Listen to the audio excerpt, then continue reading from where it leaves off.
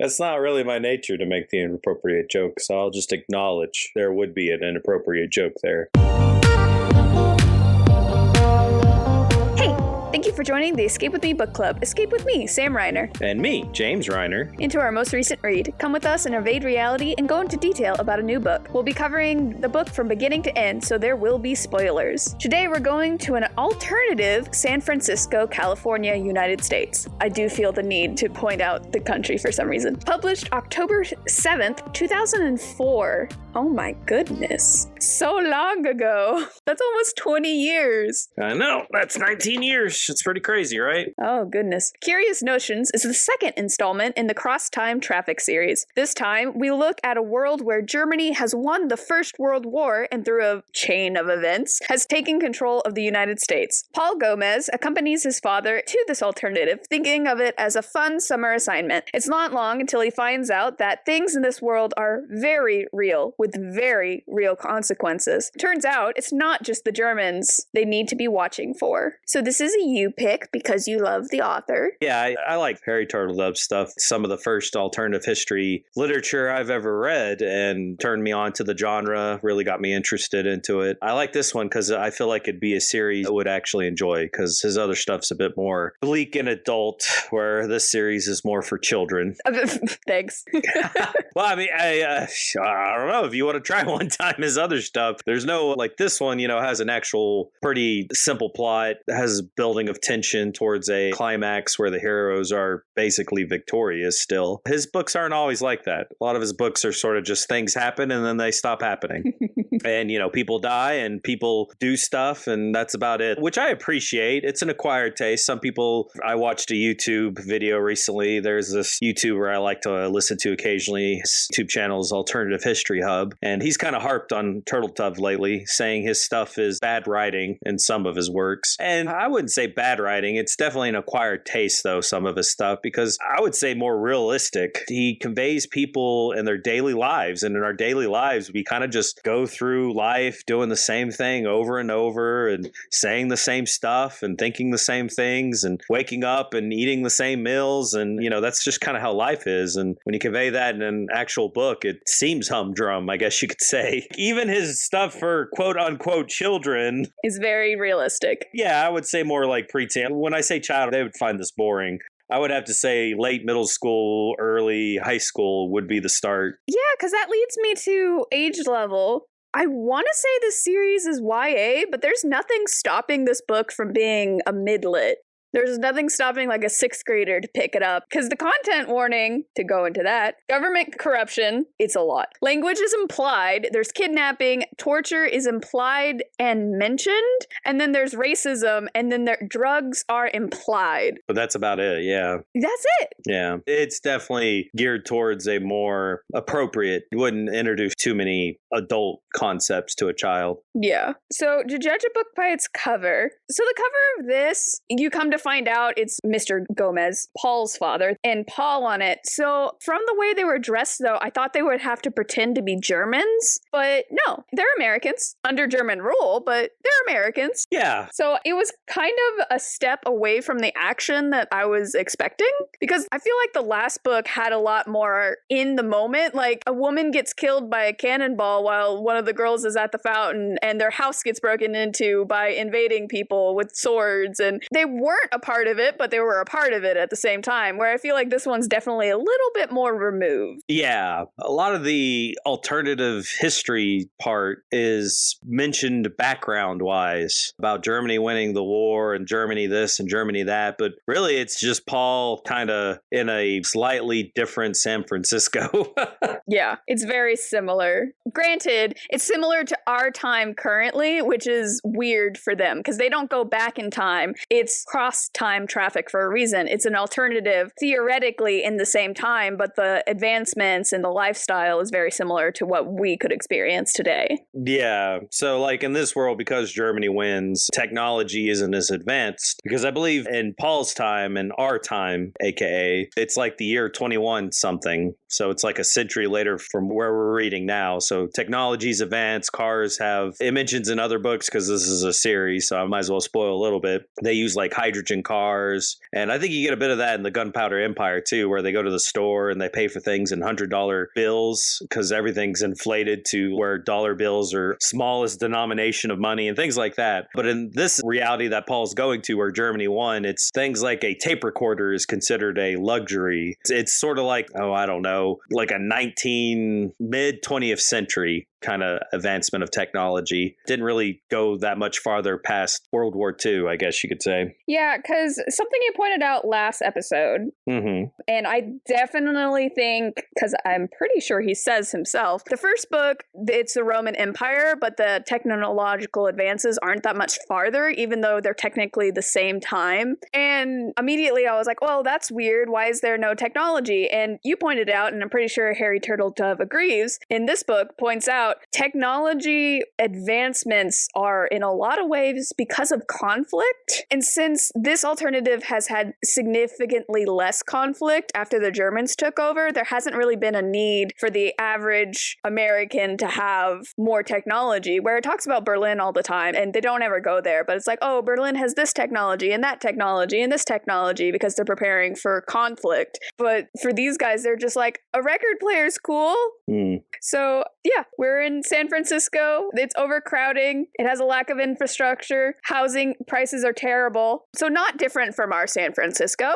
Well, except that if I'm not mistaken, it's one of the few U.S. cities left because of an alternative World War III where Germany attacks the United States. And because the United States always avoided World War I, World War II, they were ill prepared. Germany had the atomic bomb. So San Francisco, out of sheer luck, was one of the few cities left after the war. So that's another reason why it's crowded. It's like one of the few U.S. cities left. First World War happened. We never entered. They beat England and France and Russia. During the Bolshevik Revolution, they invade Russia and ensure that Russia never turns communist. Then in the 1930s, England and France try to attack Germany again, and this time Germany takes them over. Then in the 1950s, Germany surprise attacks America because it's the only other competitor, and it takes out U.S. cities, and then they take over America. Yeah. There's Paul and his dad, but I know he befriends a American girl, Lucy, who's of Chinese descent, I want to say. Correct. And she has a family, like a little brother, right? A mom and dad, a little brother, and she works at a sewing factory. Yes, and he ends up needing her help when the Germans raid his and his father's shop. They arrest his father, but he's on the run. Yeah, so let's get into it, because I love all of my complaints in last book, where I was like, cross time is stupid. Why are they doing this? And we get to this book, and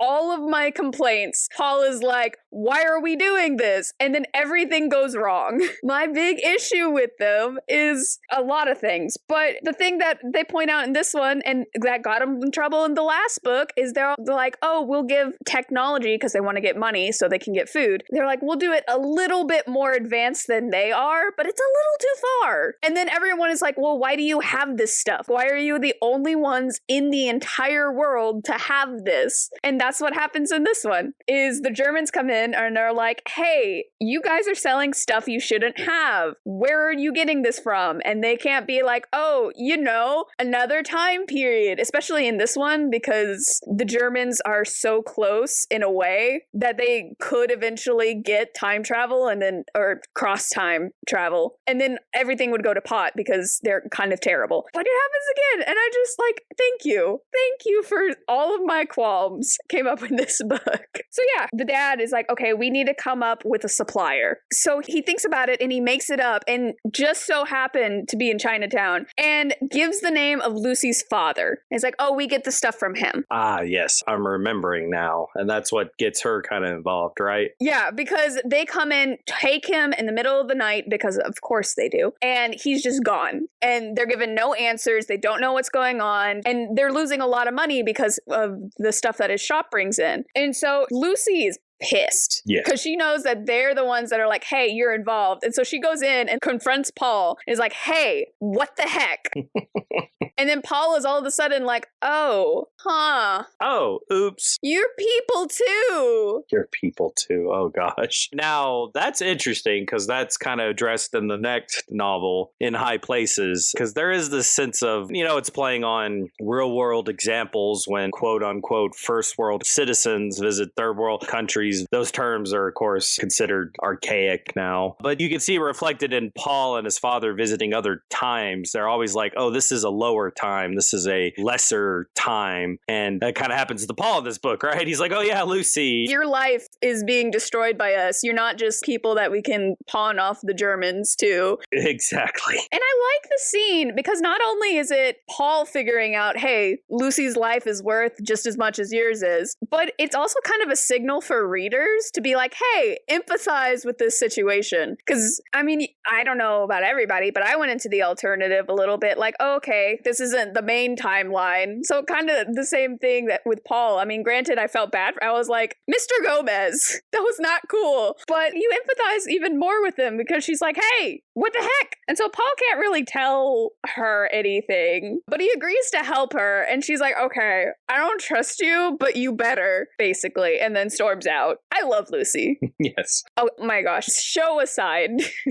Yes, of course. I love the character Lucy. I just love her gumption, her moxie. She's great. Yeah, Turtledove's made some pretty strong female characters in his books. Well, I like how, because this happens a lot of times when men write teenage girls, they're all the same. What is that? What is the same? I don't read much teenage girl stuff. Okay, so fair. For YAs, it just feels like all the girls are very similar, and Turtledove does a great job of differentiating them. For example, the little sister in the last book, also moxie and gumption, but in a different way than Lucy. And you can see how their backgrounds and the situations they're in inform their decision makings instead of them just being like, oh, teenage girl character. Yeah, I can get that. So I like it.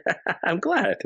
I was about to say, I'm trying to think if there's any other strong female characters coming up. Well, I'll find out, won't I? Yes. Actually, the next one. Surprise to no one. Yeah. The next one is actually probably if I had to look at all of them, the darker of all of them. You would have more content warnings before. Probably. But we'll save that for that episode. Yeah, I'm sorry. I'm getting ahead of. Yes. This one. Let's focus on this one. So I don't understand the money aspect of things. They get money to buy food, but Paul claims that the home timeline can get them any amount of money, but Paul's dad says they have to sell things to get money for produce. So why not make things more expensive? Because they're selling it for relatively cheap considering. And so I'm just like, why not either A, counterfeit, or B, make things really expensive so only one or two persons coming in and buying something. I don't know. It just felt weird that they were like, oh, we need to set the prices this low so people still buy it so we can have money to buy food, even though we could totally counterfeit any amount that we want. I would have to say, and I'm not good at business, but they're probably worried about disrupting the economy. They're not worried about disrupting anything else. Again, yeah. Well, you can see they're trying to be subtle, and the emphasis is on trying. It begs the question, can you enter into a society without disrupting it? Which the answer is pretty much no. You're going to see in every book, they're always going to either people are going to get suspicious of them or going to get caught or something like that. So I guess if you were to have to look at the whole series, the theme is you can't interact with another culture without causing a ripple effect. But I would say they're probably trying to do it in a subtle way. If they sat there and counterfeited a bunch of money, it's probably going to have an impact on the economy. The whole bunch of revenue suddenly just starts flooding in. That's not real. Yeah. And probably also if they made it super expensive, it would cause even more attention than they were already causing with having slightly better stuff. I just have so many questions. Cross Time, you're doing a terrible job. I am your biggest critic. You're going to see this. I know I keep saying this in this one. You're going to see it in the other ones, how Cross Time is a business. And as with any business, they're not perfect at anything. It is. A lot of issues. like any business does. One of which is they kind of run without knowing how the full ship works, I guess you could say. Yeah. They're just like, hey, here's a scientific solution, make it work. Oh, goodness. So this is where it gets a little interesting because they're already worried about the Germans. But now you are introduced to the Triads, or the Tongs. Yeah, it's a real gang in San Francisco. Yeah, and I think it's pretty cool because they're like, the only thing left that could possibly stand up to the Germans is the Chinese. They are mighty still.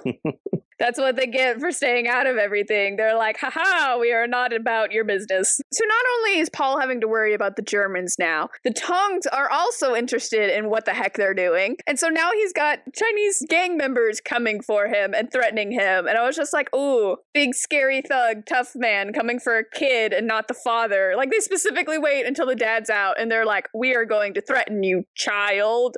Okay. But that kind of gets in with Lucy's stuff because Lucy's kind of helping this guy named Stanley, who's a member of the Tongs, because she's like, oh yeah, these people, they're weird and stuff. So she gets a better job, a half day off on Saturdays, and almost double the pay because she gave a little bit of information. And I like how it's done because it's, immediately like, look at all the good we can do. And Lucy still gets the threatening. It's the long cons I like because China is all about the long cons. They always have been. That's their history. The long con, the game of strategy. Because even though she's given all these amazing things, the threat is very much implied. We can do all these amazing things. Imagine what we could do if we didn't like you. But you couldn't say that straight out. No one threatens her. There's no threat to her face or anything. They're just like, here, let me give you really good things and make it very clear we could very easily take this all away. I like it. Good job. Claps. This is how to do it, Cross Time. Are you saying the Cross Time business should be more like a gangster mafia? I mean, one of them's successful is all I'm saying. I guess. I say, it's a secret organization no one believes exists that gets stuff done. It's a thought. You don't have to be mean to everyone, but it's just a thought. Anyway, to keep the job, she has to ask the Gomez's questions, like where do they really get their stuff from? So everyone is like, hey, where are you getting your stuff? And Paul insists, he does a half-truth. He's like, oh, we get it from San Francisco. I mean, they do. They do, yeah, technically. It's a different San Francisco, right? Yes, is the other San Francisco. But he gives a street address, and it's in their time, it's a good place to raise a family, but in Lucy's time, it's very not great. So Lucy gives this information, so she's kind of working both sides. So Paul is just dealing with both of these things, and his relationship with his dad is trash. It's very older teenage boy butting heads with the same gender parent and the father not being sure how to handle this. Because half the time I feel like it's fair when the dad calls Paul out because Paul does some really stupid things and you just want to throw the book across the room because what the heck, Paul? But other times he's like, hey, we're causing a lot of issues and maybe we shouldn't just throw out random people's names to the Germans. And the dad is like, I'm not listening to you, child. We need something in the middle. You know what I'm thinking of? What? Cloudy with a Chance of Meatballs. Ah, yes. Won't communicate with his son, Dad. Or struggles to communicate. It's not like he doesn't want to.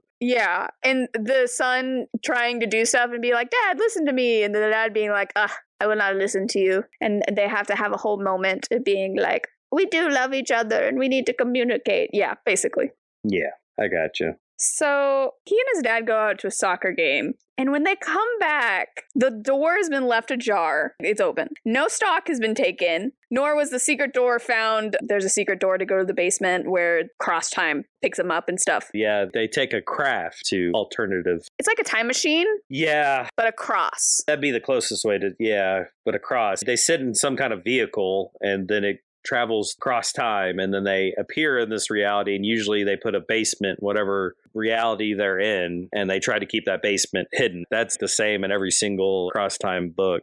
So they haven't found that, but they've ransacked the second living area and they're like, oh, I think we're fine. And immediately I was like, cool, they are not fine.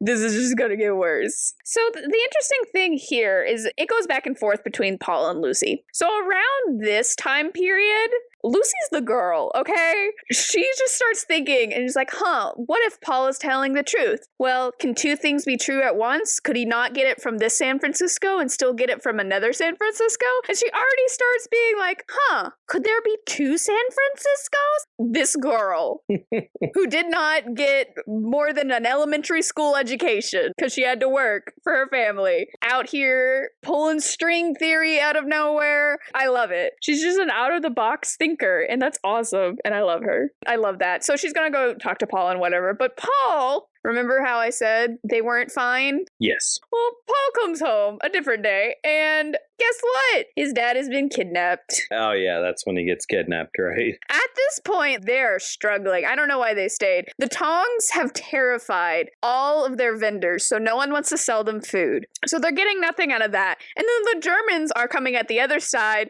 ransacking their store and kidnapping their people. So he's not sure what to do. He doesn't go in. He just kind of looks at it and leaves. So he gets a cheap hotel and he tries to figure out what to do next because somebody is looking for him. He gets warned at this point that someone's looking for him. I can't remember if it's the Germans or if it's the Triad. Probably both. So at this point, Lucy and Paul run into each other and Lucy's like, okay, I'll help you. Since I think at this point he got her dad out. So, okay, I'll help you get your dad out. So she introduces him to Stanley, who is the Triad lead. And Paul kind of outsmarts him. He's not good at this. They start off making Stanley seem so scary, you know, adult gang members and whatever, but he gets outsmarted by both Lucy and Paul. This is a little Nickelodeon level for me. Yeah, I can see that. But he gets him to agree to help. So Paul then decides, knowing that there's a bounty on his head, to walk back and forth in front of Curious Notions to try to see what's going on. Why?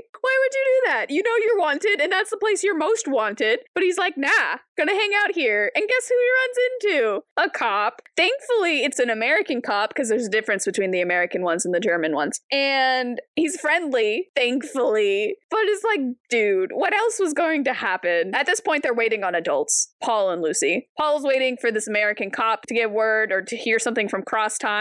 And Lucy is waiting on Stanley to hear anything about helping them. Isn't there some point where an agent from Cross Time comes in and helps him finally? Yes, that is later. That is our Deus Ex Machina that we will get to. So this is the point in the book where Lucy's like, hey, I think there are other worlds. And Paul's like, okay, if you won't tell anyone, you swear not to tell anyone about it. He tells her about it because Lucy's got him caught in so many half-truths and lies at this point. He's like, okay, I'm going to have to tell you the truth now. And I just feel like, is this not 101 for cross-time traffic? How to lie to make people believe you're not from a different time. He just goes in and acts like he has no training whatsoever with this. And I'm just like, guys, this feels like this should be 101. All agents must take this class. So he tells her that, and as a reader, I'm just like, how is this gonna end? There's no way he's gonna leave her. So I kind of called it at this point, because I was like, there's no way he's leaving her at this point, knowing that there's a different world out there. Oh, well, that wasn't me, but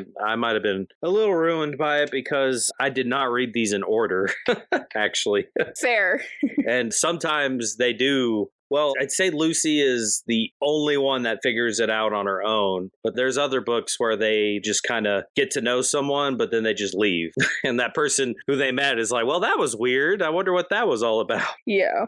I don't know. At this point, I was like, there's no way. That'd be just condemning her. So anyway, blah, blah, blah. A lot of nothing happens. She has issues at her job. Blah, blah, blah, blah, blah. Take 2 of him just standing across from Curious Notions and almost getting got by a cop. But thankfully, Lucy showed up, and so he wasn't. Ugh, so tired. Of his antics. Yes. So it's just like you said, there's an agent that comes in and gets Paul a hotel room, a really nice one. And he's supposed to be there and waiting in his hotel room while Lee figures it out and gets his father out of this and gets them out of the timeline completely because all of this has gone to pot. I feel so bad for this man. You know, this is his regular work day. He's one of those people that goes into work and is like, oh no, what is today? Who is messed up today? What timeline am I going to? Okay, let's do this.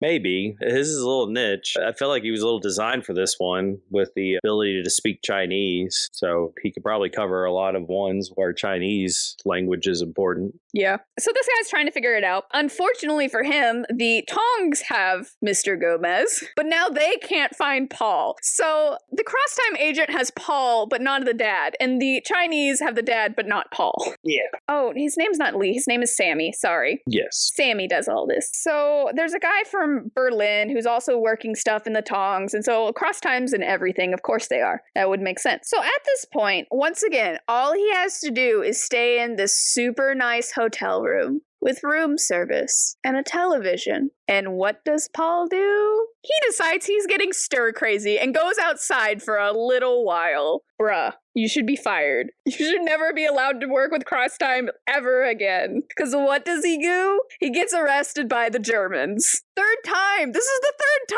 time, man. He finally got. I hope the burger was worth it. But also at the same time, I wasn't terribly surprised he got caught by the Germans because I didn't think Turtledove was going to let us leave without getting to know the Germans a little bit more from this timeline.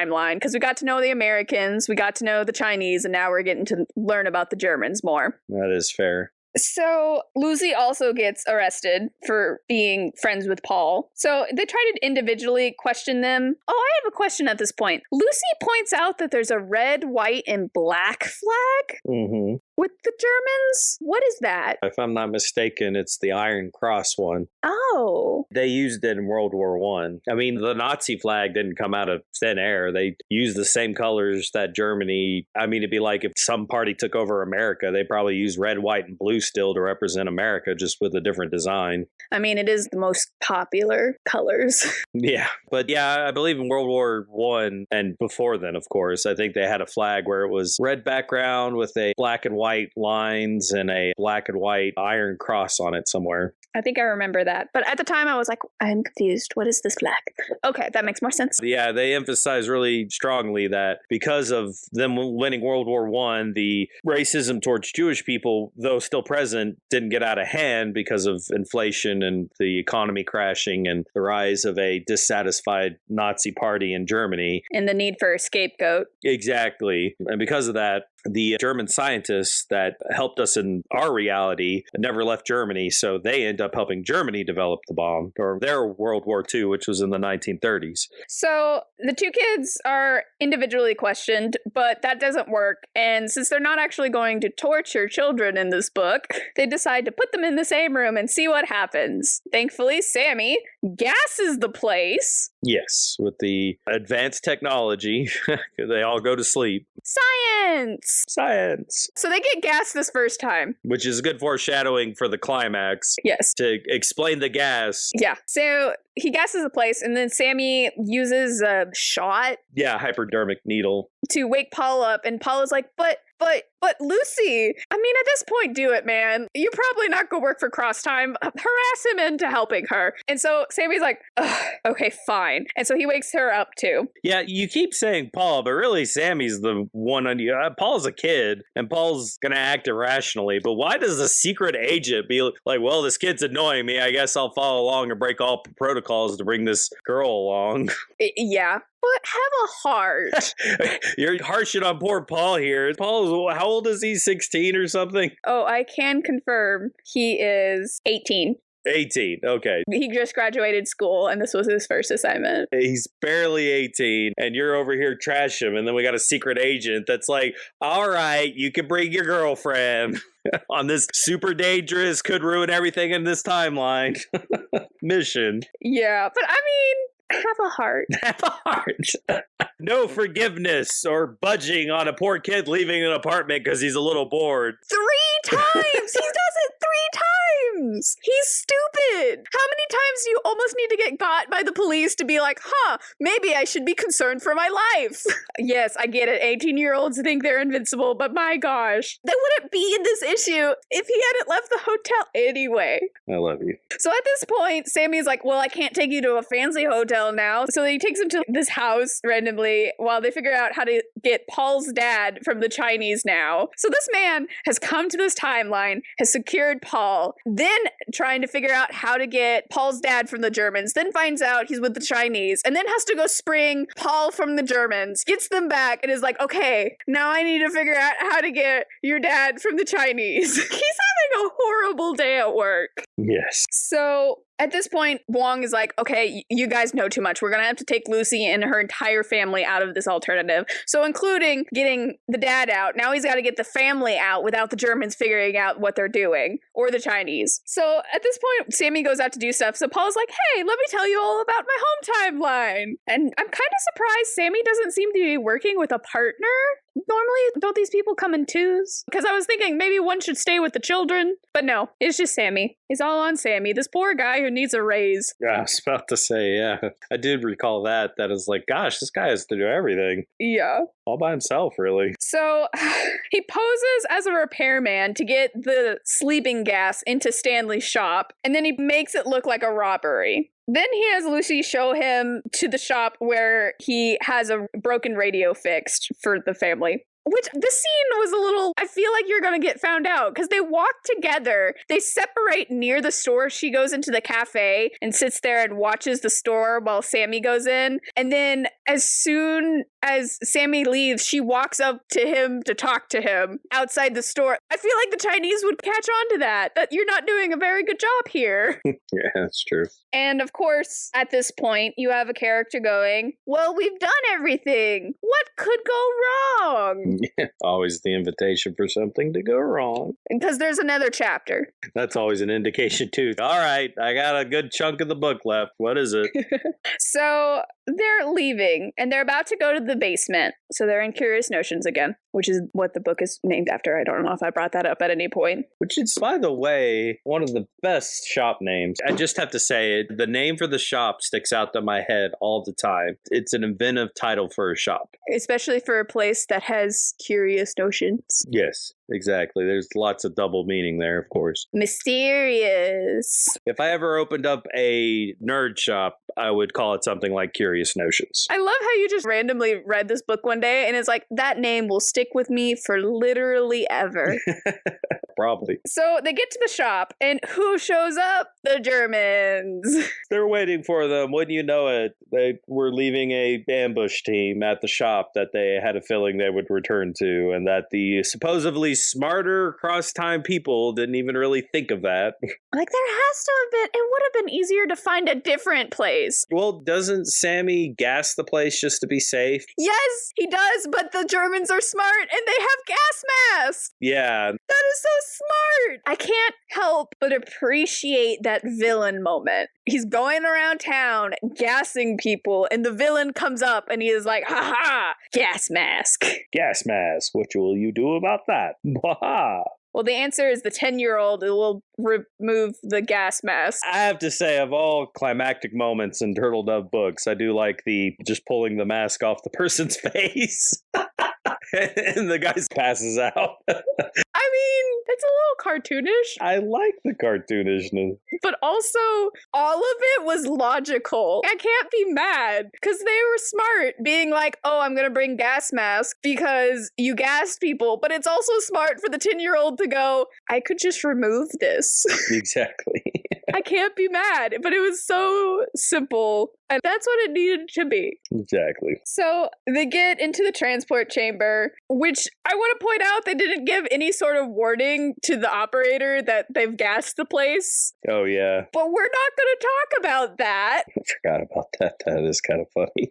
Operator just opens the door, thinks it's normal. Everyone else is jumping in with gas masks. It's like, oh, well, Sammy, now you gotta operate it.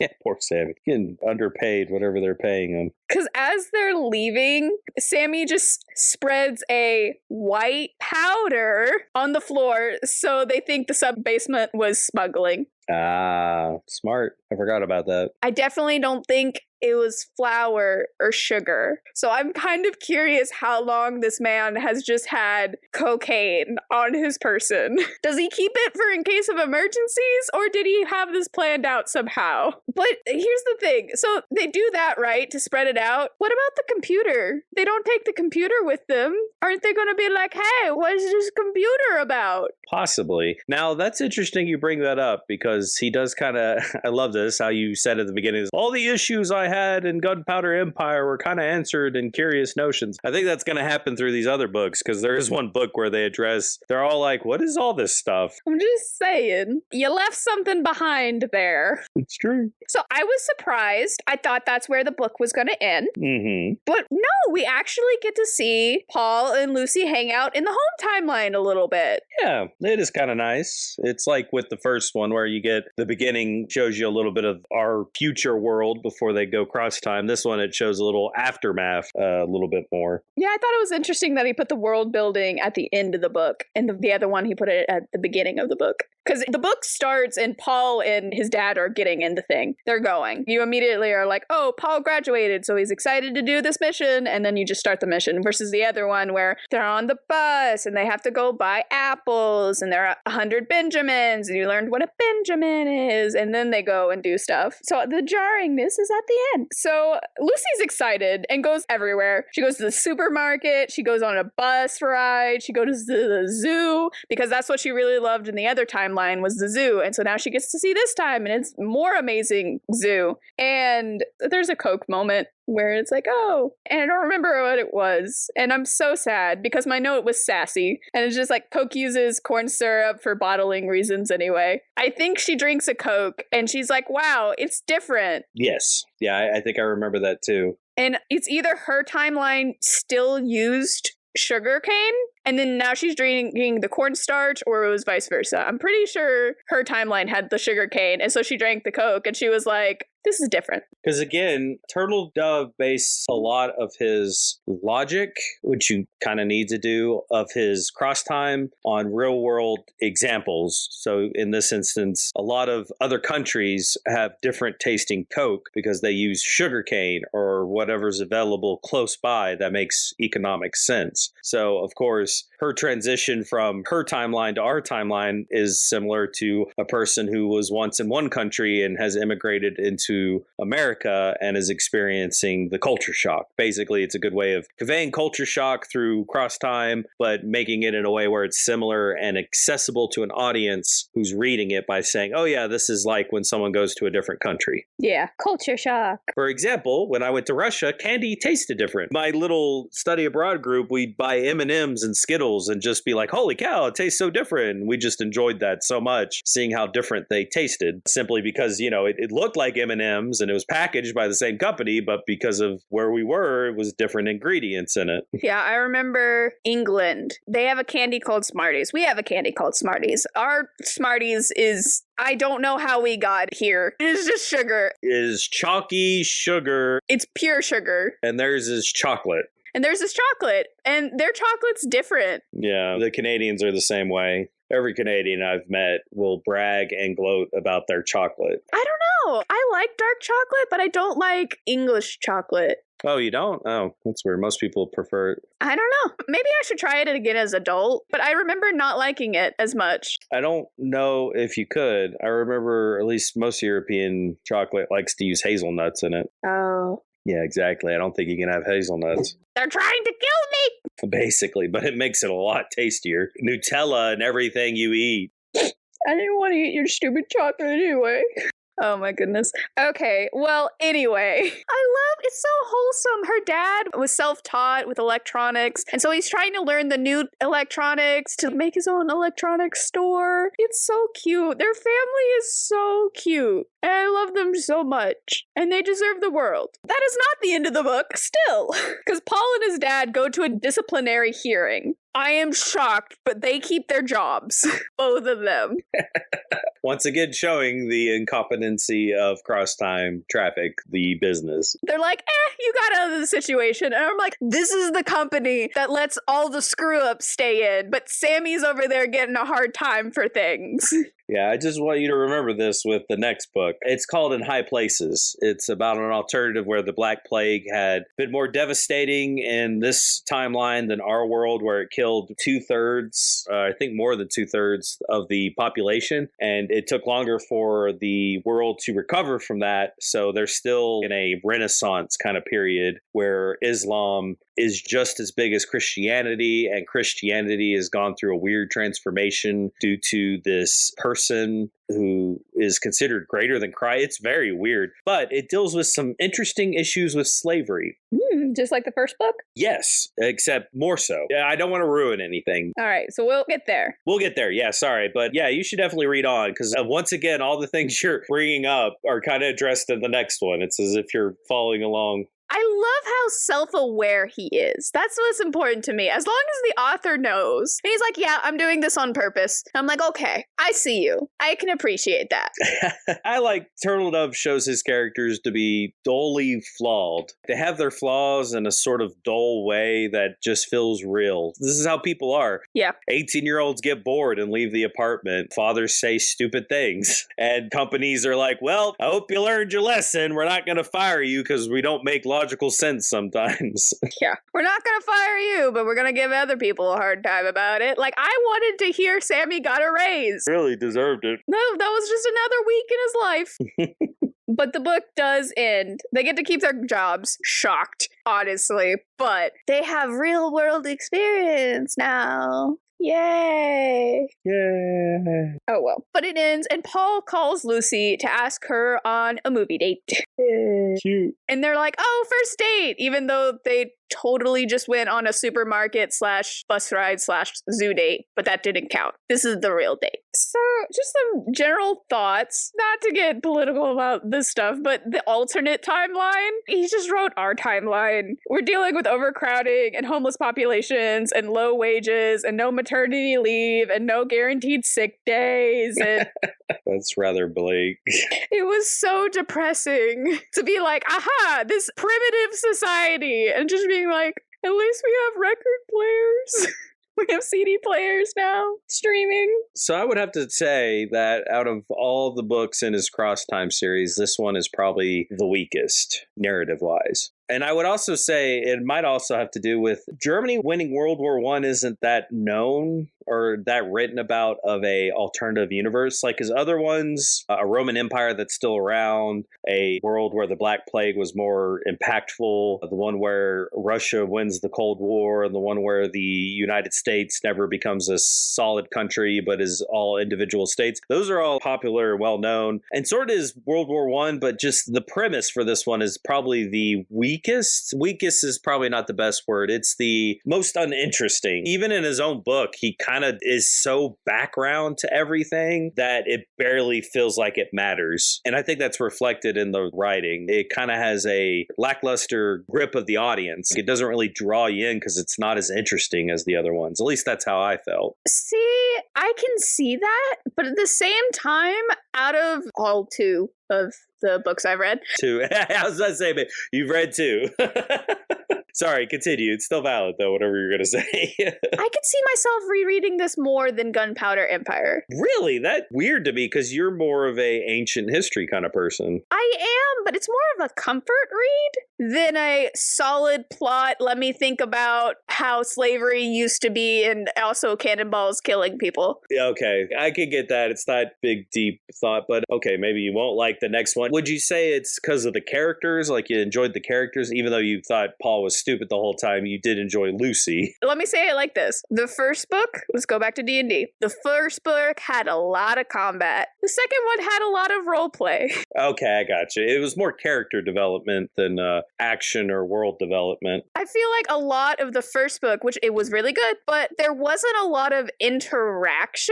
There were just a lot of things happening. Like, oh, we went to the wall and this dude got killed, and oh, I went to the fountain and this lady got killed, and oh, I met the slave girl. So the thing is, that's a normal Turtledove book. But I'm not saying that I don't like that. If I was going to pick something up quick, because it is pretty short, and be like, oh, just a comfort read, I could see myself picking this one up again. I don't mind it. But in the guise of a comfort read, and I know what it is. Not in a, oh, this has super way more literary merit or is more interesting. It's just, it's comfortable. I find that fascinating because if one thing people criticize Turtledove is his characters, they're a little one note, which to me I think is intentional because that, for being honest, it's sort of how people are, is rather one note. We'd hate to admit it, but well, I mean, you live with me, babe. I'm pretty one note sometimes, aren't I? We do have a lot of similar conversations. Yes. And I do similar things when I get home. Like, oh, I'm going to eat this sandwich and then play a video game, or I'm going to eat this sandwich and watch this video. Or we tend to do the same thing. I like that Turtledove's bold enough to convey that. But character development wise and narrative wise for a book, it's rather stiff for some people. That's why I laugh a little bit. I could see why you think the characters are compelling in this one. Yeah, it's a lot of character stuff. Yeah.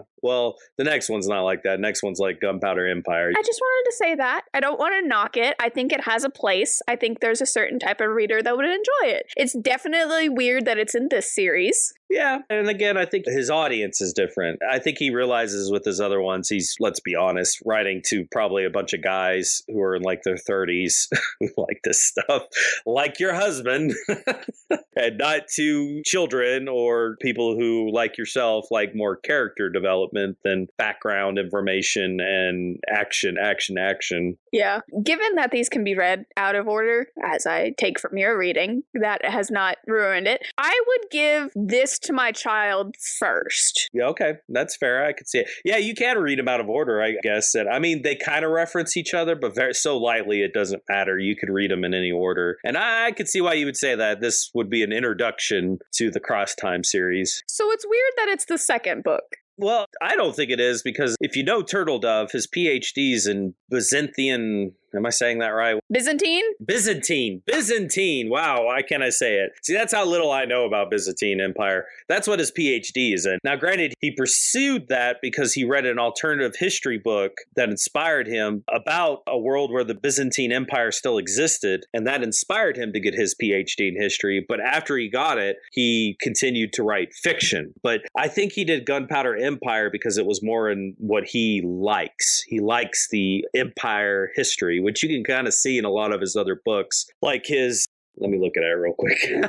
It's the In the Balance series, or World War series, where aliens invade. But the aliens are like an empire similar to the Roman Empire. They have an emperor, and it's very structured, but very slow, like they were in the Gunpowder Empire, and just in other things too. Which is hilarious because he's famous for guns in the South, and most people think he's some kind of Civil War nut or something, but really his passion is ancient history. All history, of course, but ancient history is what he really likes. Well, there we go. There we go. So one question for the author. I'd be curious why San Francisco? I know that. Oh, well, here we go. Turtledove's from California. He's from the West Coast, so he likes to include all of California. Many books he's written where the characters are from Los Angeles or San Francisco or anywhere between in small little towns. He tends to like in everything. His Fallout series, he has a character from there. In his Southern Victory series, randomly, he has a character from California. And like one of his most famous ones, How Few Remain, he has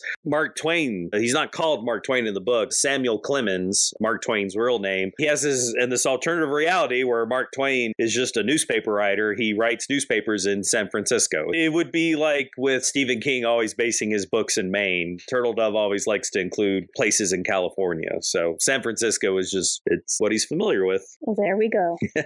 If he had to write another book about Germany being victorious in World War I, what would he write? Because this is an interesting perspective, but I feel there's an underutilization of that kind of timeline. Yeah. Most people focus on World War II. They don't really play with World War I that much. There's so many things where I'm like, I wonder about this time period. And I'm like, and it will never be written about. It's hard on one side because if you're writing, you want to write something where people will buy it. So it tends to be easier if you pick something that people are like, I know World War II, I know Civil War, I know the American Revolution, but also easier to write because you don't have to spend as much time explaining why your world is different. You have to give the example of here's all the stuff that actually happened so I can tell you what's different. Exactly. Even this one kind of struggles a little bit because he kind of has to stretch out a little bit to explain how they're in this situation. And even then he's using a lot of assumptions. That's the tricky part. You don't want to lose your audience wasting too much time trying to explain why your world exists. There's got to be some kind of balance. Turtledove sometimes does this just by giving us events that are familiar, but in a different setting, like with the Southern Victory series that he rewrites. I mean, it's practically the Civil War, just with a World War II setting. Now, a lot of the events that happened in the Civil War, like the march through Georgia, happens in this alternative. Just now it's with tanks and airplanes and slightly differently named people. But a lot of the events are very similar. And I'm over here like, you know what sounds good? Let's do Three Kingdoms. Everyone knows about the Chinese War with the Three Kingdoms. Well, yeah. Anyways, I like Turtledove. I would say I've yet to find another alternative history writer who's as prolific and enjoyable as him. Consistent? Yeah, there's some people that wrote individual books that I think are better than Turtledove, but he's very consistent with his, which I appreciate, and he's very inventive. Though, as the YouTuber pointed out, he has lots of cool ideas for worlds, but his execution is pretty similar. Rating. I would give this a watching your friend do the thing you warned them not to do out of 10. Over and over and over until poor, overworked Deus Ex Machina Sammy pops out of nowhere and is like, hey, here's a secret gas. Let's just go. You really don't like Paul's habits of leaving, huh? He just keeps doing things over and over and over and over and over again, where I'm like, I would do the opposite of what you're doing right now. He was just that character to me. He's my antithesis, apparently. It was just like every time he did something, I was like, that was a dumb decision. Fair enough. But he keeps his job.